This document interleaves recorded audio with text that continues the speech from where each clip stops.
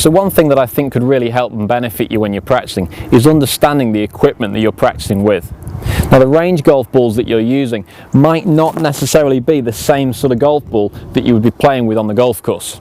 Now, we sometimes get one-piece range balls, two-piece, three-piece balls, different covers, and quite importantly, different compressions.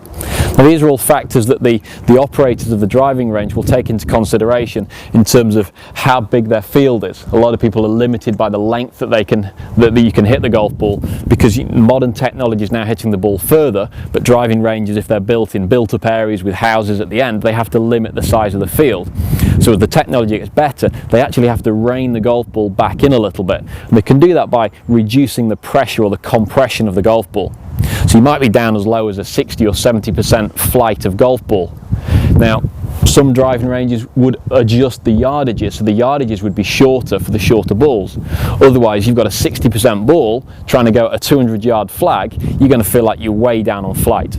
So by all means, go and ask the range operator, the people who run the place in the shop, and ask them what sort of golf balls they're using, whether they're one-piece, two-piece, whether the feel should be the same, whether the compression should be the same.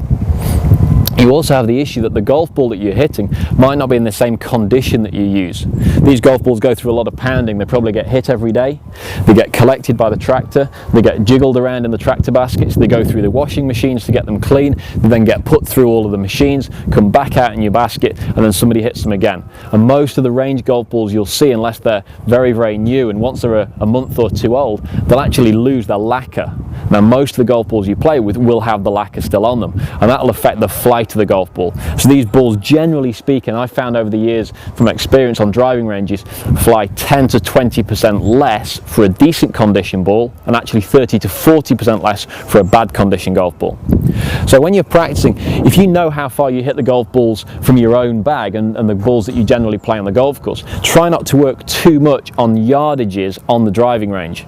Work more on separation. So how far does my 7-iron go past my 8-iron? Does my 7 always fly the same distance? Does my 8 always fly the same distance? So rather than looking that, oh, it's only going to the 100-yard flag or the 150-yard flag, if you know your distances are correct on the golf course, don't worry too much about the distances here. Think more about the line of the shots that you're hitting.